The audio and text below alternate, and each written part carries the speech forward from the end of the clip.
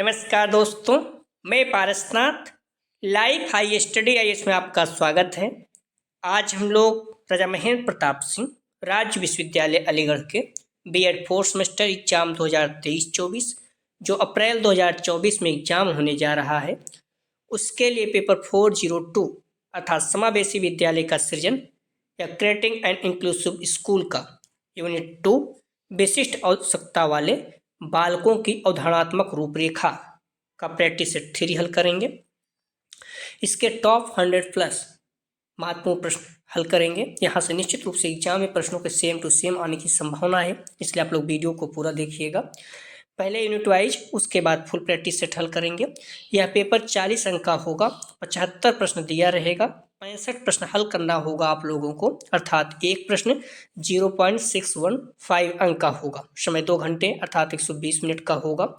इस पेपर में पास होने के लिए आप लोगों को कम से कम 16 अंक प्राप्त करना होगा, अर्थात 26 प्रश्न सही करना होगा। दोस्तों, प्रश्नों पर आएँ, लेकिन उससे पहले प्लीज़ आप लोग वीडियो को ज़्यादा से ज़्यादा शेयर कीजिए जिससे सभी लोगों को लाभ हो सके। यदि आप लोग चैनल को सब्सक्राइब नहीं किए हैं तो चैनल को सब्सक्राइब कीजिए तथा वीडियो को लाइक और शेयर जरूर कीजिए, इससे मोटिवेशन मिलता है। आइए देखते हैं प्रश्नों को। पेपर 402 अर्थात समावेशी विद्यालय का सृजन, क्रिएटिंग एन इंक्लूसिव स्कूल। ध्यान रखना, इसका यूनिट 2 विशिष्ट आवश्यकता वाले बालकों की अवधारणात्मक रूपरेखा, conceptual framework of children with special needs.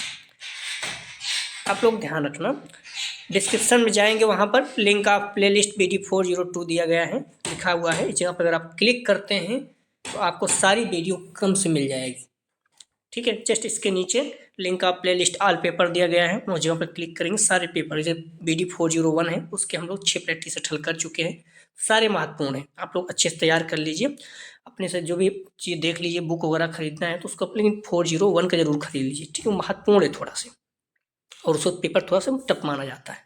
तो 401 पे आप लोग विशेष ध्यान दीजिए। सारे प्रैक्टिस सेट महत्वपूर्ण अगर अच्छे से तैयार कर लेते हैं तो 50 प्लस प्रश्न आपको सेम टू सेम मिल सकता है। ठीक है, तो आइए देखते हैं प्रश्नों को, लेकिन उससे पहले प्लीज आप लोग वीडियो को ज़्यादा से ज़्यादा शेयर कीजिए जिससे सभी लोगों को लाभ हो सके। पहला प्रश्न है, समावेशी शिक्षा मानती है कि हमें dot dot co dot dot के अनुरूप बदलना है। ए व्यवस्था, बच्चे, बी परिवार परिवेश परिवार, सी बच्चे व्यवस्था, डी इनमें से कोई नहीं। समावेशी शिक्षा मानती है कि हमें डॉट डॉट को के अनुरूप डॉट डॉट के अनुरूप बदलना है। तो सही जवाब हो जाएगा, इसका ध्यान रखना, ए व्यवस्था और बच्चे। समावेशी शिक्षा मानती है कि हमें व्यवस्था को बच्चे के अनुरूप बदलना है। ठीक है, इस पॉइंट को ध्यान रखना, व्यवस्था को बच्चे के अनुरूप बदलना है, तो ए इसका सही जवाब हो जाएगा। अगला प्रश्न है, शिक्षा का डॉट डॉट यह बताता है कि विशेष शैक्षणिक आवश्यकताओं की पूर्ति के लिए सामान्य छात्र और दिव्यांग को समान शिक्षा प्राप्ति के अवसर मिलने चाहिए। ये समावेशीकरण, भी विशिष्टता, सी एकीकरण, डी उपयुक्त सभी। तो शिक्षा का डॉट डॉट यह बताता है कि विशेष शैक्षणिक आवश्यकता की पूर्ति के लिए सामान्य छात्र और एक दिव्यांग को समान शिक्षा प्राप्ति के अवसर मिलने चाहिए। सही जवाब हो जाएगा ए समावेशीकरण।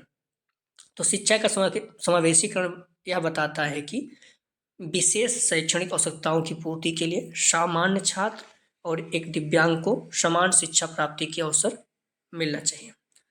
अगला प्रश्न है, शैक्षिक समावेशन एक ऐसी व्यवस्था है जिसके द्वारा प्रतिभाशाली एवं शारीरिक रूप से अक्षम छात्रों को सूचित किया जाता है। कथन किसका है? सही जवाब हो जाएगा 3 का ध्यान रखना, श्रीमती R.K. शर्मा।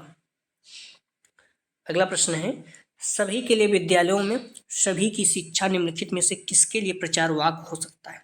ए ससंतिशील शिक्षा, बी समावेशी शिक्षा, सी सहयोगात्मक शिक्षा, डी पृथक्करण शिक्षा।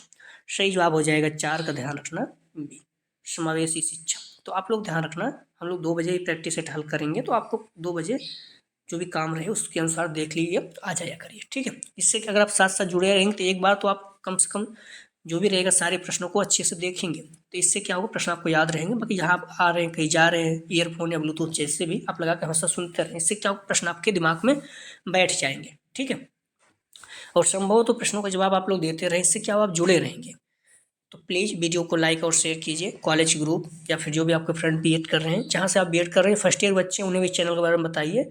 आप लोग देख ही चुके हैं कितना बेनिफिट होता है, तो इससे क्या होगा, उन्हें भी बेनिफिट होगा। और जल्दी जितना ज़्यादा हो सके आप लोग शेयर कीजिए। जल्दी से आप लोग कोशिश करिए, जल्दी से 25,000 पूरा कीजिए सब्सक्राइबर। थोड़ा अच्छा लगता है अगर आप दो लोगों को शेयर करेंगे तब भी हो जाएगा। ठीक है, तो प्लीज़ लाइक और शेयर कीजिए। आइए देखते हैं प्रश्नों को। प्रश्न है, वंचित समूहों के विद्यार्थियों को सामान्य विद्यार्थियों के साथ साथ पढ़ाना चाहिए। इसका अभिप्राय है ए समावेशी शिक्षा, बी विशेष शिक्षा, सी एकीकृत शिक्षा, डी अपवर्जन शिक्षा। सही जवाब हो जाएगा ए समावेशी शिक्षा। अगला प्रश्न है, एनसीएफ 2005 किस प्रकार की शिक्षण प्रणाली को प्रोत्साहित करता है? ए समावेशी शिक्षा, बी एकीकृत शिक्षा, सी विशेष शिक्षा, डी नियमित शिक्षा। सही जवाब हो जाएगा ए समावेशी शिक्षा। अगला प्रश्न है, सफल समावेशन को निम्नलिखित की आवश्यकता होती है सिवाय ए अभिभावकों की भागीदारी, बी पृथक्करण, सी क्षमता संवर्धन, डी संवेदनशील बनाना। सही जवाब हो जाएगा 7 का बी पृथक्करण। सफल समावेशन को निम्नलिखित की आवश्यकता होती है सिवाय पृथक्करण के। ठीक है, बी इसका सही जवाब हो जाएगा। समावेशी शिक्षा उस विद्यालय शिक्षा व्यवस्था की ओर संकेत करती है जो उसके शारीरिक, बौद्धिक, सामाजिक, भाषिक और अन्य विभिन्न योग्यता स्थितियों को ध्यान में रखे बगैर बच्चों को शामिल करती है। ठीक है, तो सारी चीज़ें महत्वपूर्ण पॉइंट है, आप लोग ध्यान रखना। अगला प्रश्न है, समावेशी शिक्षा स्कूल में बालकों की भागीदारी में वृद्धि करती है तथा स्थानीय विद्यालयों के समूहों, पाठचर्या तथा संस्कृति से उनके बहिष्कार को कम करती है। यह कथन है। सही जवाब हो जाएगा 8 का सी बुच एवं हिंसकों। अगला प्रश्न है, समेकित शिक्षा के स्वरूप को किस प्रकार के शब्दों में देखा जा सकता है? ए कौन, बी कहाँ, सी क्या, डी उपयुक्त सभी। सही जवाब हो जाएगा 9 का डी उपयुक्त सभी। अगला प्रश्न है, वर्तमान समय में सभी बालकों को शिक्षा के मुख्य धारा में संबद्ध करने का श्रेय जाता है। ये सरकारी योजनाओं को, बी समावेशी शिक्षा को, सी सामान्य शिक्षा को, डी राष्ट्रीय शिक्षा नीति को। सही जवाब हो जाएगा 10 का ध्यान रखना बी समावेशी शिक्षा को। आप लोग देखिए बार बार रिजल्ट के बारे में बात करते रहते हैं, तो आप लोग ध्यान रखना, कल यूनिवर्सिटी में बात किया था तो उन्होंने यही कहा कि आप चेक करते रहिए, कुछ भी क्लियर नहीं है कब तक आएगा रिजल्ट। ठीक है, बता ही नहीं, हमने कहा 1 सप्ताह या फिर 2 सप्ताह, तो उन्होंने कहा कि कुछ क्लियर नहीं है, बस आप रिजल्ट चेक करते रहिए साइड पे जाकर, यही उन्होंने कहा। तो हमें लगता है कि थोड़ा सा आपको वेट करना चाहिए, हो सकता है 1 सप्ताह लग जाए, बट रिजल्ट जारी होगा। ठीक है, तो आप लोग परेशान मत होइए, बार बार उससे कोई मतलब नहीं है पूछने का, क्योंकि हमें वही जानकारी रहती है जो यूनिवर्सिटी वाले बताते हैं। अब उन्हें बार बार कॉल करके डेली पूछना भी उचित नहीं होता है। थोड़ा सा वेट कीजिए, का सप्ताह आ ही जाए, और ये रिजल्ट तो आ जाना चाहिए, काफ़ी लेट हो रहा है, किसी भी दिन जारी हो सकता है।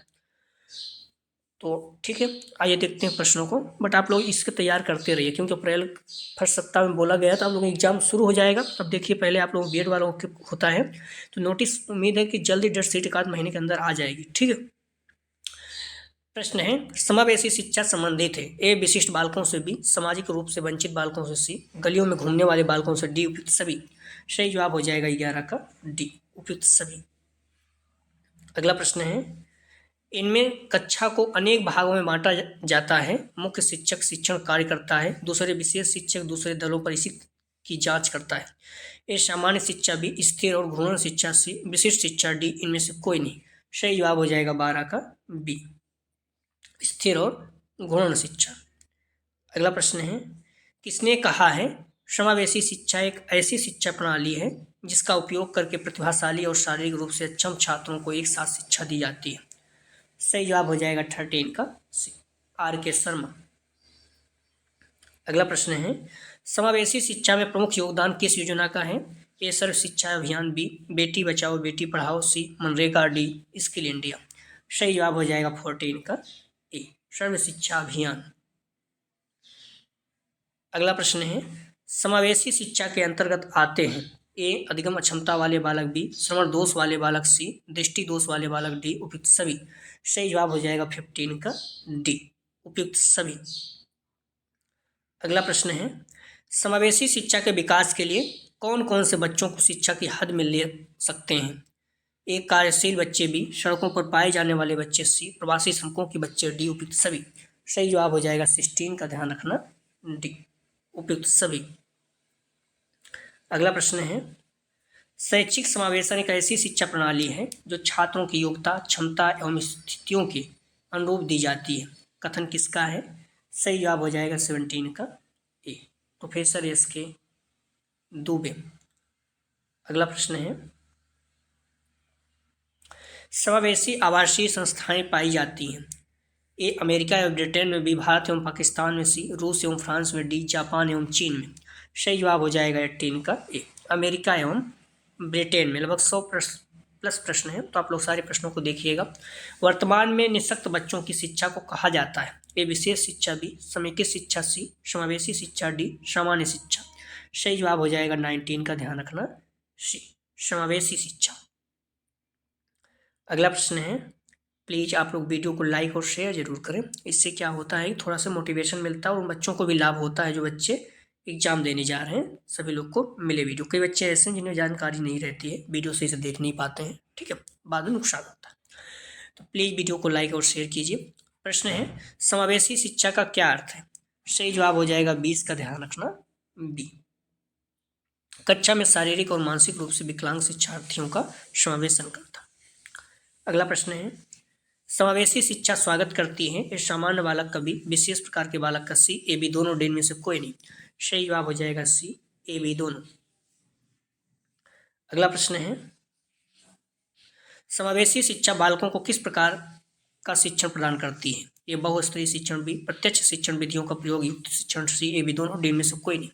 सही जवाब हो जाएगा सी ए बी दोनों। अगला प्रश्न है, संविधान के किस अनुच्छेद में समावेशी शिक्षा का अधिकार उल्लेखित है? ए 45, बी 46, सी 50, डी 51। सही जवाब हो जाएगा 23 का, बी 46, ठीक है, अनुच्छेद 46। संविधान के किस अनुच्छेद में समावेशी शिक्षा का अधिकार उल्लेखित है? तो अनुच्छेद 46। अगला प्रश्न है, संविधान के किस अनुच्छेद में अल्पसंख्यकों की शैक्षिक तथा सांस्कृतिक उन्नति की विशेष व्यवस्था की गई? सही जवाब हो जाएगा 24 का, ध्यान रखना, ए अनुच्छेद 30 में, ठीक है। अगला प्रश्न है, संविधान के किस अनुच्छेद में कमजोर वर्गों, अनुसूचित जात और जनजाति की शैक्षिक तथा आर्थिक उन्नति की विशेष व्यवस्था की गई? सही जवाब हो जाएगा 25 का, अनुच्छेद 46। अगला प्रश्न है, भारतीय संविधान के अनुच्छेद 29 के अंतर्गत किस अधिकार को शामिल किया गया? सही जवाब हो जाएगा 26 का, ए सामान्य शैक्षिक अधिकार। अगला प्रश्न है, भारत के शैक्षिक इतिहास में किसने प्राथमिक शिक्षा का मौलिक अधिकार संबंधी बिल धारा सभा काउंसिल में प्रस्तुत किया था? सही जवाब हो जाएगा 27 का, सी गोपाल कृष्ण गोखले। अगला प्रश्न है, आरटी एक्ट 2009 भारत में कब लागू हुआ? सही जवाब हो जाएगा 28 का, ध्यान रखना, बी 1 अप्रैल 2010। अगला प्रश्न है, समावेशी शिक्षा का सिद्धांत क्या है? सही जवाब हो जाएगा 29 का, बी भेदभाव रहित शिक्षा। अगला प्रश्न है, समावेशी बालक समूह बनाते हैं। ए विषमांगी, बी समांगी, सी ए बी दोनों, डी में से कोई नहीं। समावेशी बालक समूह बनाते हैं, सही जवाब हो जाएगा ए विषमांगी। अगला प्रश्न है, निःशक्त बालकों की शिक्षा के लिए प्रावधान किए जा सकते हैं। ए समावेशित शिक्षा द्वारा, बी मुख्यधारा में डालकर, सी समाकलन द्वारा, डी इनमें से कोई नहीं। सही जवाब हो जाएगा 31 का, ए समावेशित शिक्षा द्वारा। अगला प्रश्न है, विशेष शिक्षा संबंधित है। ए मेधावी विद्यार्थियों के लिए शिक्षा से, बी कम योग्य विद्यार्थियों के लिए शिक्षा कार्यक्रम से, शैक्षिक कार्यक्रम से, सी अध्यापकों के लिए प्रशिक्षण कार्यक्रम में, डी पिछड़ी बुद्धि के विद्यार्थियों के लिए प्रशिक्षण कार्यक्रम। सही जवाब हो जाएगा 32 का, डी पिछड़ी बुद्धि के विद्यार्थियों के लिए प्रशिक्षण कार्यक्रम विशेष शिक्षा संबंधित है। अगला प्रश्न है, एनसीएफ 2005 की संस्तुतियों के संबंध में कौन सा कथन सत्य नहीं अर्थात गलत है? तो परीक्षाओं में लचीलापन, बी ज्ञान को बाह्य जीवन से जोड़ना, सी राष्ट्र के प्रजातांत्रिक मूल्य का सम्मान, डी विश्वविद्यालयों को राजनीति से दूर रखना। सही जवाब हो जाएगा 33 का, डी विद्यालयों को राजनीति से दूर रखना, ये कथन सत्य नहीं है। अगला प्रश्न है, समावेशी शिक्षा है। सही जवाब हो जाएगा 34 का, ए विशिष्ट बालकों को सामान्य स्कूलों में शिक्षा देना। अगला प्रश्न है, समावेशी शिक्षा आधारित है। यह सामाजिक दृष्टिकोण पर भी वैज्ञानिक दृष्टिकोण पर सी, दार्शनिक दृष्टिकोण पर डी, उपयुक्त सभी। समावेशी शिक्षा किस पर आधारित है? सही जवाब हो जाएगा डी, उपयुक्त सभी पर। ठीक है। अगला प्रश्न है समावेशी शिक्षा, तो सही जवाब हो जाएगा 36 का बी। कक्षा में विविधता उत्सव मनाती है। समावेशी शिक्षा कक्षा में विविधता उत्सव मनाती है, मतलब सभी प्रकार के लोग यहाँ पर कक्षा में आ सकते हैं। समावेशन एक दर्शन है जो सभी बच्चों को नियमित विद्यालय प्रणाली में समान शिक्षा प्राप्त करने का अधिकार है। अगला प्रश्न है स्टोन के अनुसार कक्षा में पिछड़े बालकों की संख्या कितनी होनी चाहिए? स्टोन के अनुसार सही जवाब हो जाएगा बी, 20। अगला प्रश्न है समेकित शिक्षा किन बालकों पर अपनाई जाती है? ये शारीरिक विशिष्ट बालकों पर बी, मानसिक विशिष्ट बालकों पर सी, प्रतिभाशाली बालकों पर डी, उपयुक्त सभी। सही जवाब हो जाएगा 38 का डी, उपयुक्त सभी। अगला प्रश्न है समावेशी शिक्षा स्वागत करती है। सही जवाब हो जाएगा 39 का सी, उपयुक्त दोनों तरह के सीखने वालों पर, केवल अक्षमता युक्त सीखने वालों का, केवल अक्षमता रहित सीखने वालों का, तो दोनों का है। ठीक है। अगला प्रश्न है निम्नलिखित में से समावेशी शिक्षा की चुनौती क्या नहीं है? ए परिवर्तन का विरोध, बी लचीलापन अधिगम वातावरण, सी अधिगम सामग्री की कमी, डी पर्याप्त बजट। सही जवाब हो जाएगा बी लचीला अधिगम वातावरण, ये समावेशी शिक्षा की चुनौती नहीं है। अगला प्रश्न है समन्वित शिक्षा की मुख्य प्रक्रियाएं कौन सी हैं? ए मानकीकरण, बी संस्था रहित शिक्षा, सी शिक्षा की मुख्य धारा एवं समावेशी, डी उपयुक्त सभी। सही जवाब हो जाएगा डी, उपयुक्त सभी। अगला प्रश्न है शिक्षा प्रक्रिया में अनुकूलन किया जाता है। ए विशिष्ट बालकों की आवश्यकताओं की पूर्ति हेतु, बी बाधित और असमर्थी बालकों की शिक्षण हेतु, सी अधिगम असमर्थियों की सुविधा हेतु, डी उपयुक्त सभी। सही जवाब हो जाएगा 42 का डी, उपयुक्त सभी। अगला प्रश्न है शिक्षा की समान प्रक्रिया में परिवर्तन किया जाता है। ये शारीरिक बाधितों के लिए बी, श्रम बाधितों के लिए सी, गंभीर दृष्टि बाधितों के लिए डी, इनमें से कोई नहीं। शिक्षा की समान प्रक्रिया में परिवर्तन किया जाता है। सही जवाब हो जाएगा सी, गंभीर दृष्टि बाधितों के लिए। अगला प्रश्न है शिक्षा प्रक्रिया में अनुकूलन की आवश्यकता नहीं होती। ये श्रवण बाधितों के लिए बी, अस्थि बाधितों के लिए सी, प्रतिभाशाली बालकों के लिए डी, दृष्टि बाधितों के लिए। सही जवाब हो जाएगा बी, प्रक्रिया में अनुकूलन की आवश्यकता नहीं होती अस्थि बाधितों के लिए। ठीक है। अगला प्रश्न है समावेशी कक्षा के अध्यापक को किन बातों की जानकारी आवश्यक है? ए अधिकार की, बी भूमिका की, सी उत्तरदायित्व की, डी उपयुक्त सभी की। सही जवाब हो जाएगा डी, उपयुक्त सभी की। अगला प्रश्न है समावेशी शिक्षा क्यों आवश्यक है? ए शारीरिक विकास हेतु, बी मानसिक विकास हेतु, सी सामाजिक विकास हेतु, डी उपयुक्त सभी। सही जवाब हो जाएगा डी, उपयुक्त सभी। अगला प्रश्न है निःशक्त बालकों की शिक्षा के लिए प्रावधान किया जा सकता है। ए समावेशी शिक्षा द्वारा, बी मुख्य धारा में डालकर, सी समाकलन द्वारा, डी इनमें से कोई नहीं। सही जवाब हो जाएगा, ध्यान रखना, ए समावेशी शिक्षा द्वारा। तो निःशक्त बालकों की शिक्षा के लिए प्रावधान किया जा सकता है समावेशी शिक्षा द्वारा। ठीक है। समावेशी मतलब ये हो गया यहाँ पर दिव्यांग और सामान्य दोनों रहेंगे। समावेशी शिक्षा में वंचित समूह के विद्यार्थी और सामान्य विद्यार्थियों को साथ साथ पढ़ाया जाता है। अगला प्रश्न है निःशक्त बच्चों के लिए समेकित शिक्षा की केंद्रीय प्रयोजन योजना का उद्देश्य ... में निःशक्त को शैक्षिक अवसर उपलब्ध कराना है। सही जवाब हो जाएगा ए, नियमित विद्यालयों में। अगला प्रश्न है विशेष शिक्षा संबंधित है। सही जवाब हो जाएगा 49 का बी, कम योग्य विद्यार्थियों के लिए शैक्षिक कार्यक्रम। अगला प्रश्न है समन्वित शिक्षा की सफलता निर्भर करती है। सही जवाब हो जाएगा 50 का सी, शिक्षण अधिगम वस्तु की गुणवत्ता पर। अगला प्रश्न है समावेशी शिक्षा के संदर्भ में भाषा शिक्षण के लिए अनिवार्य है। सही जवाब हो जाएगा 51 का ए, विभिन्न प्रकार की गतिविधियों का उपयोग। अगला प्रश्न है समावेशी शिक्षा की आवश्यकता की मूल मानता है कि सही जवाब हो जाएगा 52 का, ध्यान रखना सी। सामान्य कक्षा में विशिष्ट बालकों की जरूरतों को पूरा किया जा सकता है। अगला प्रश्न है, उत्तम विशिष्ट शिक्षा वह है जो ए अलगाव के बजाय एकीकरण पर ध्यान दे, बी कौशल विकास पर अधिक ध्यान दे, सी अक्षमताओं से ध्यान हटा दे, डी उपयुक्त सभी। सही जवाब हो जाएगा 53 का, डी उपयुक्त सभी। अगला प्रश्न है, राष्ट्रीय शिक्षा नीति 1986 विशिष्ट शिक्षा के क्षेत्र में जटिल विकलांग बच्चों के लिए डॉट डॉट। सही जवाब हो जाएगा 54 का, विशेष विद्यालय खोलने की बात करती है। अगला प्रश्न है, विशिष्टता का संप्रत्यय होता है ए केवल गुणात्मक, बी केवल मात्रात्मक, सी गुणात्मक मात्रात्मक दोनों, डी इनमें से कोई नहीं। सही जवाब हो जाएगा 55 का, सी गुणात्मक मात्रात्मक दोनों। अगला प्रश्न है, विशिष्ट शिक्षा के प्रवर्तक हैं ए लुईस बी थॉमसन, सी क्रिक, डी इटार्ड। सही जवाब हो जाएगा 56 का, विशिष्ट शिक्षा के प्रवर्तक कौन है? इटार्ड। अगला प्रश्न है, विशिष्ट बालकों की शिक्षा संपूर्ण शिक्षा का हिस्सा है या कथन किसका है?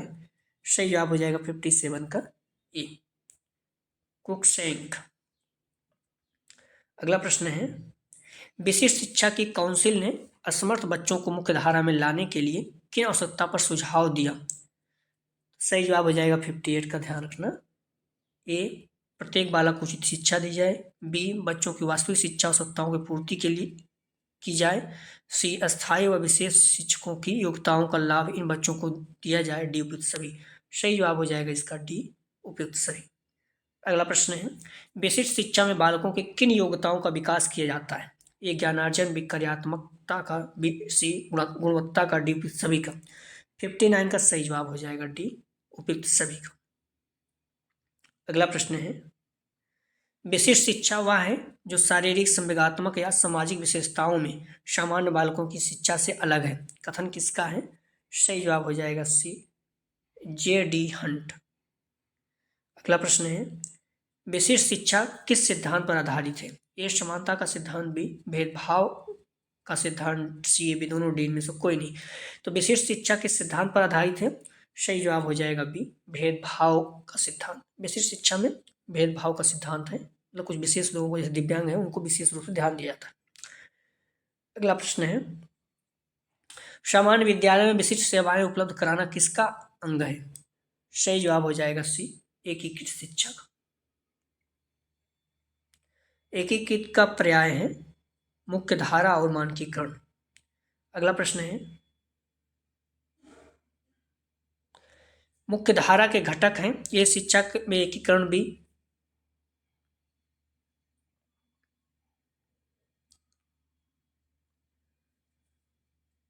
शैक्षिक नियोजन तथा कार्यक्रम, सी उत्तरदायित्वों का स्पष्टीकरण, डी उपयुक्त सभी। तो मुख्य धारा के घटक हैं, सही जवाब हो जाएगा 63 का, डी उपयुक्त सभी।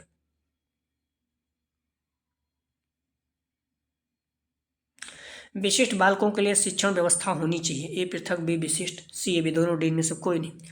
सही जवाब हो जाएगा सी ए बी दोनों। एकीकरण, पृथकीकरण शिक्षण व्यवस्था का उदाहरण है आवासीय विद्यालय योजना। इस पॉइंट को थोड़ा सा ध्यान रखना। समावेशी विद्यालय के प्रकार हैं ए पब्लिक विद्यालय, बी निजी विद्यालय, सी गृह शिक्षा, डी उपयुक्त सभी। सही जवाब हो जाएगा डी उपयुक्त सभी। अगला प्रश्न है, मंद गति से सीखने वाले बालकों की शिक्षा हो सकती है ए आवासीय विद्यालय में, बी विशेष विद्यालय में, सी ए बी दोनों, डी इनमें से कोई नहीं। सही जवाब हो जाएगा सी ए बी दोनों, आवासीय विद्यालय और विशेष विद्यालय दोनों में। अगला प्रश्न है, शैक्षिक मंदता का मुख्य कारण विद्यालय में उपस्थित होता है ए दोषपूर्ण विद्यालय वातावरण, बी कठोर पाठ्यक्रम, सी ए बी दोनों, डी में से कोई नहीं। सही जवाब हो जाएगा 67 का, सी ए बी दोनों। अगला प्रश्न है, निःशक्त बच्चों के लिए समेकित शिक्षा की केंद्र प्रायोजित योजना का उद्देश्य है डॉट डॉट में निःशक्त बच्चों को शैक्षिक अवसर उपलब्ध कराना। सही जवाब हो जाएगा 68 का, ध्यान रखना, डी नियमित विद्यालयों। अगला प्रश्न है, विकलांग एवं अक्षम बच्चों के लिए शैक्षिक प्रावधान है ए विशेष कक्षा, बी विशेष अध्यापक, सी विशेष पाठ्यक्रम, डी उपयुक्त सभी। विकलांग एवं अक्षम बालकों के लिए शैक्षिक प्रावधान है, सही जवाब हो जाएगा 69 का, डी उपयुक्त सभी। अगला प्रश्न है, दृष्टिबाधितों की शिक्षा का प्रावधान है ए मुख्य धारा, बी विशिष्ट धारा शिक्षा, सी समन्वित शिक्षा, डी उपयुक्त सभी। तो दृष्टिबाधितों की शिक्षा का प्रावधान है, सही जवाब हो जाएगा डी उपयुक्त सभी। अगला प्रश्न है आरटीई एक्ट 2009 के अनुसार प्राथमिक विद्यालय में शिक्षक एक सप्ताह में कितने घंटे पढ़ाएंगे? सही जवाब हो जाएगा 71 का सी, 45 घंटे, 45 घंटे। अगला प्रश्न है आरटीई एक्ट 2009 के अनुसार प्राथमिक विद्यालय में अगर 70 शिक्षार्थी हैं तो उस प्राथमिक विद्यालय में शिक्षक होंगे, अगर 70 बच्चे हैं तो शिक्षक कितने होंगे? तो सही जवाब हो जाएगा 72 का सी, 3 शिक्षक होने चाहिए। ठीक है, 70 बच्चे हैं तो बाकी आप देख लीजिएगा। 60 बच्चे वाले प्राथमिक विद्यालय है तो 2 शिक्षक, 61 से अगर 90 बच्चे हैं ध्यान रखना 3 शिक्षक होंगे। ठीक है, अगर 91 से 120 बच्चे हैं ध्यान रखना, अगर 60 बच्चे किसी प्राथमिक विद्यालय में हैं तो उस विद्यालय में 2 शिक्षक होने चाहिए। अगर 60 से अधिक बच्चे अर्थात 60 से 90 बीच में बच्चे हैं, मान लीजिए 70 बच्चे हैं, तब भी 3 शिक्षक चाहिए। और 91 से 120 के बीच में अर्थात 90 से प्लस बच्चे हैं तो 4 शिक्षक चाहिए। ठीक है, और 121 से 200 में है, 200 बच्चे हैं तो ध्यान रखना 5 शिक्षक होने चाहिए। 150 से अधिक अगर बच्चे होने पर 5 शिक्षक और एक प्रधानाध्यापक होगा। ठीक, इस पॉइंट को ध्यान रखना। अगर 150 से अधिक बच्चे हैं तो 5 शिक्षक तो रहेंगे क्योंकि 120 प्लस से 5 शिक्षक शुरू हो जाएंगे, लेकिन प्रधानाध्यापक भी होगा। ठीक है, 200 से अधिक बच्चे होने पर एक प्रधानाध्यापक और 1:40 के अनुपात के अनुसार शिक्षक होंगे, मतलब 40 बच्चों पर एक शिक्षक। अगला प्रश्न है एनसीएफ 2005 के अनुसार छात्रों को गृह कार्य दिया जाना चाहिए, ये ज्यादा, बी कम, सी अनुसूचित, डी संतुलित। सही जवाब हो जाएगा 73 का डी संतुलित। अगला प्रश्न है शिक्षा का अधिकार के तहत प्राथमिक कक्षा में शिक्षक छात्र अनुपात है। सही जवाब हो जाएगा 74 का, ध्यान रखना आप लोग, ए 1:30। शिक्षा का अधिकार के तहत प्राथमिक कक्षा में शिक्षक छात्र अनुपात है तो 1:30। ठीक है, इस पॉइंट को आप लोग ध्यान रखना। शिक्षक से विद्यार्थी अनुपात क्या है? प्राइमरी कक्षा में 30 छात्रों पर एक शिक्षक होंगे, उच्च प्राथमिक कक्षा में 35 विद्यार्थियों पर एक अध्यापक होना जरूरी है। ठीक है, यदि प्राथमिक कक्षा में 200 से ज़्यादा छात्र हैं तो विद्यार्थी शिक्षक अनुपात 40:1 के रहेगा। ठीक है, यहाँ पर विद्यार्थी पहले था 40 हो गया, शिक्षक बाद में था, शिक्षक बाद में हो गया। ठीक है, अगर शिक्षक विद्यार्थी होता तो 1:40, इसको कन्फ्यूज नहीं होना। ठीक है, आप लोग समझ रहे होंगे कि यहाँ पर 40:1 क्यों है, क्योंकि विद्यार्थी शिक्षक बोला है, विद्यार्थी 40 रहेंगे तो शिक्षक जो है 1 रहेगा। ठीक है, अगर यही शिक्षक विद्यार्थी बोलता तो 1:40 हो जाता, कंफ्यूज नहीं होना है। अगला प्रश्न है प्राथमिक स्तर पर न्यूनतम कार्य दिवस है। सही जवाब हो जाएगा 75 का 200 दिन, 365 दिन होता, 200 दिन कम से कम होना चाहिए। शैक्षिक सत्र में प्राथमिक स्तर पर न्यूनतम 200 दिन या 800 घंटे। ठीक है, उच्च प्राथमिक स्तर अर्थात माध्यमिक स्तर पर कम से कम 220 से 1000 घंटे 220 दिन या 1000 घंटे पढ़ाई के लिए तय किए गए हैं। ठीक है, उच्च प्राथमिक स्तर पर। अगला प्रश्न है एक बालक को वस्तुओं को देखने में कुछ समस्या है, उसका दाखिला एनसीएफ 2005 के आधार पर किस विद्यालय में होना चाहिए? सही जवाब हो जाएगा 76 का, ध्यान रखना, सी समावेशी विद्यालय।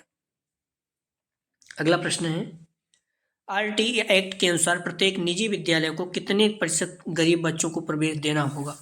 सही जवाब हो जाएगा 77 का, ध्यान रखना, ए 25%। अगला प्रश्न है भारत का भविष्य उनकी कक्षाओं में निर्मित हो रहा है, यह मत किस आयोग का है?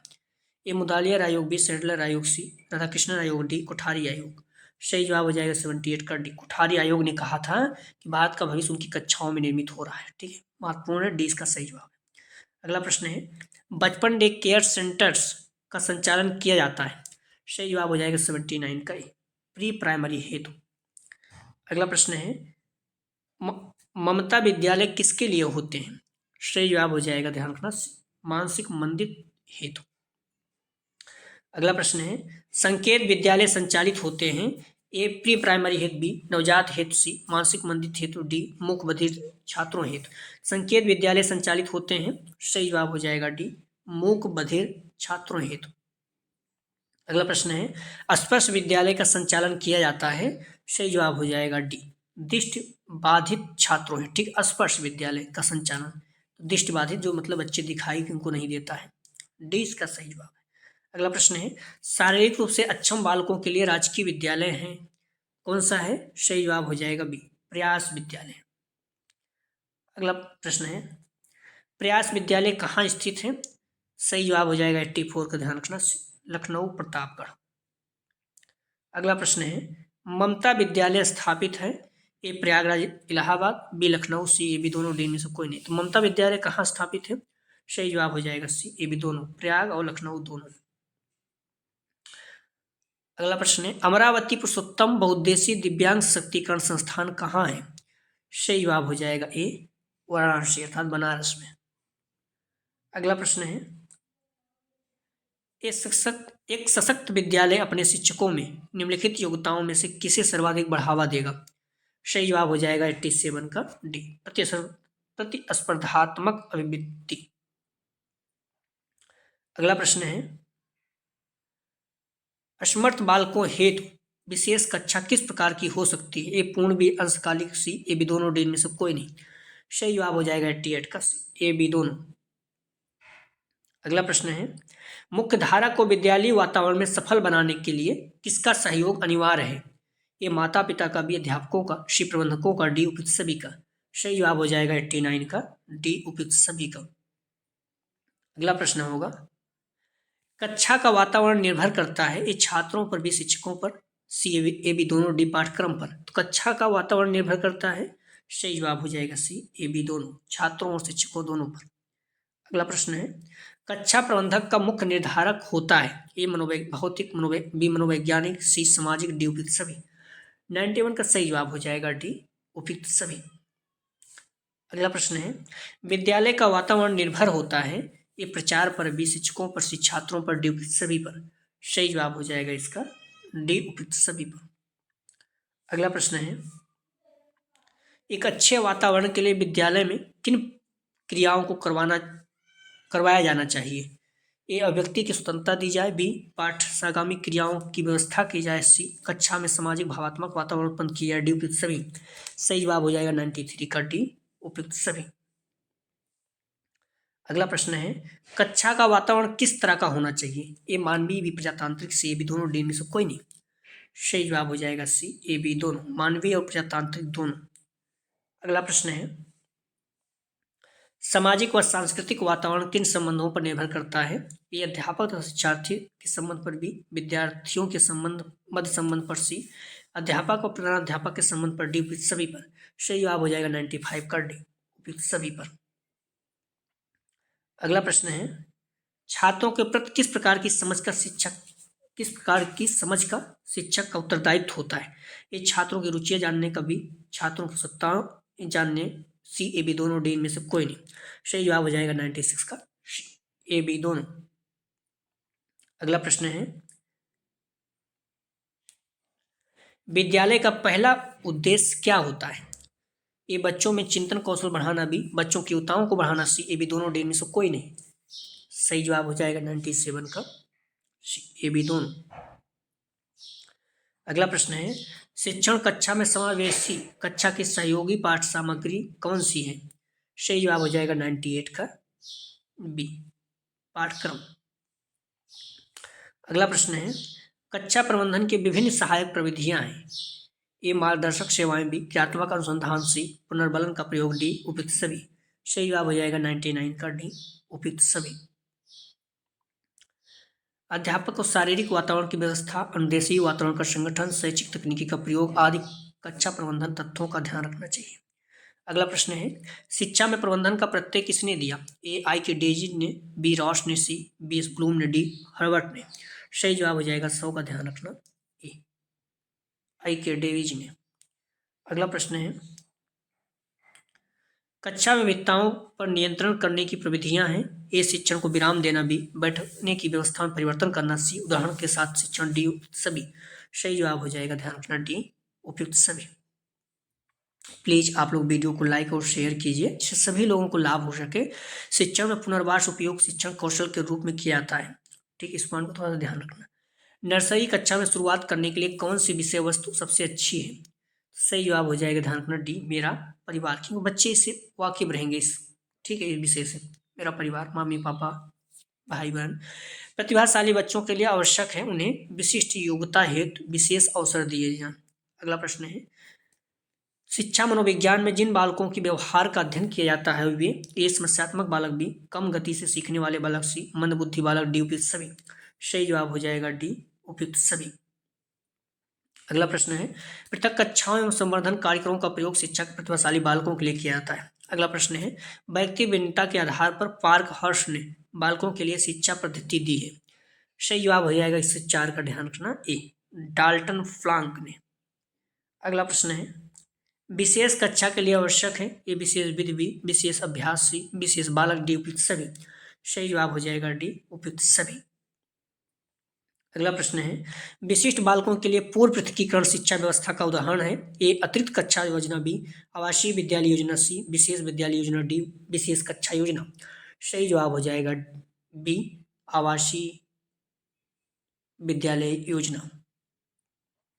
अगला प्रश्न है, टारगोशन के अनुसार विशिष्ट कक्षा में छात्रों की संख्या होनी चाहिए। तो सही जवाब हो जाएगा सी 8 से 10। अगला प्रश्न है, प्रतिभाशाली बालकों का विद्यालय है ये ज्ञान प्रबोधिनी, बी अमर ज्योति, सी विश्व भारती, डी शांति निकेतन। प्रतिभाशाली बालकों का विद्यालय है, सही जवाब हो जाएगा ए ज्ञान प्रबोधिनी। अगला प्रश्न है, प्रभावशाली कक्षा कक्ष के लिए बैठने की व्यवस्थाएं हैं ए अधिकार विधि द्वारा, बी विशाल समूह द्वारा समूह स्थान, सी लघु समूह स्थान, डी उपयुक्त सभी। प्रभावशाली कक्षा कक्ष के लिए बैठने की व्यवस्थाएं हैं, सही जवाब हो जाएगा डी उपयुक्त सभी। एक दो प्रश्न है, इसका जवाब आप लोग कमेंट सेक्शन में जरूर दें, महत्वपूर्ण प्रश्न है। विशिष्ट शिक्षा का सर्वप्रथम विकास कहाँ हुआ? ए अमेरिका में, बी यूरोप में, सी भारत में, डी चीन में। अगला प्रश्न है, शिक्षा के अनुकूलित प्रक्रिया का ज्ञान एवं कौशल आवश्यक है ए सामान्य शिक्षकों के भी, विशिष्ट शिक्षकों को, सी ए बी दोनों, डी में से कोई नहीं। प्रश्नों का जवाब आप लोग जरूर दिया करें, महत्वपूर्ण प्रश्न रहते हैं। आप लोग ध्यान कर डिस्क्रिप्शन में जाएंगे, वहां पर देखेंगे लिंक आप प्लेलिस्ट BD402 दिया गया है, सारी वीडियो को क्रम से मिल जाएगी। तो आप लोग वीडियो को पूरा देखते रहें और उसके जस्ट नीचे देखेंगे लिंक आप प्लेलिस्ट ऑल पेपर दिया गया है, ठीक, उस पर क्लिक करेंगे, सारी पेपर के वीडियो आपको क्रम से मिल जाएगी। तो आप लोग अभी से जो टाइम मिलता है 2 बजे हम लोग प्रैक्टिस सेट हल करेंगे, तो आप लोग वीडियो को देखें, कम से एक बार तो देखे रहेंगे, तो उसमें आप पढ़ेंगे तो हो जाएगा। कहीं आते जाते जो भी है ईयरफोन ब्लूटूथ लगा के वीडियो को बार बार देखें, इससे क्या होगा, आपके माइंड में प्रश्न रहेगा, ठीक है। अगर आप नहीं देखेंगे, पहली बार पढ़ेंगे तो आप बहुत कंफ्यूज हो जाएंगे, फिर आपके माइंड में आएगा, नंबर कम आएगा। जो बच्चे जुड़े हुए आप देख भी सकते हैं 80+ बन जाता है नॉर्मली, जो थोड़ा बहुत पढ़ते हैं 85+, जो अच्छे से मेहनत करते हैं 90+ बन जाता है। तो प्लीज़ आप लोग वीडियो को लाइक और शेयर कीजिए, कॉलेज ग्रुप दोस्त या जो भी आपके फ्रेंड हैं, निवेदन है आप लोगों से। और जहाँ भी आप कॉलेज में पढ़ते हैं, अगर जा रहे हैं कॉलेज में तो निवेदन है, क्योंकि इसमें आप देखेंगे टीचिंग वगैरह चल रही होगी, माइक्रो टीचिंग, माइक्रो जो भी है या माइक्रो, ठीक है, दोनों। तो आप जो फर्स्ट ईयर बच्चे उन्हें इस चैनल के बारे में बताइए, उनका जो सेकंड सेमेस्टर का पेपर है ऑब्जेक्टिव ही होगा, ठीक है, और उसमें सारे प्रैक्टिस हल दिए हुए पड़े हुए हैं। तो प्लीज़ आप लोग वीडियो को लाइक और शेयर कीजिए, कॉलेज ग्रुप दोस्त जो है जल्दी से आप लोग 25,000 पूरा कीजिए, प्लीज़ निवेदन है। प्लीज़ वीडियो को लाइक और शेयर कीजिए, बार बार इसलिए कहते हैं कि आप लोग अगर ज़्यादा ज़्यादा शेयर करेंगे तो थोड़ा सा बढ़ाएगा तो अच्छा लगता है, ठीक है। बाकी व्यू आता रहेगा तो अच्छा है, व्यू नहीं आता तो सोचो आप इतना मेहनत करने के बाद फिर अच्छा नहीं लगता है ना। तो प्लीज़ आप लोग इतना सहयोग कीजिए। वीडियो देखने के लिए धन्यवाद दोस्तों।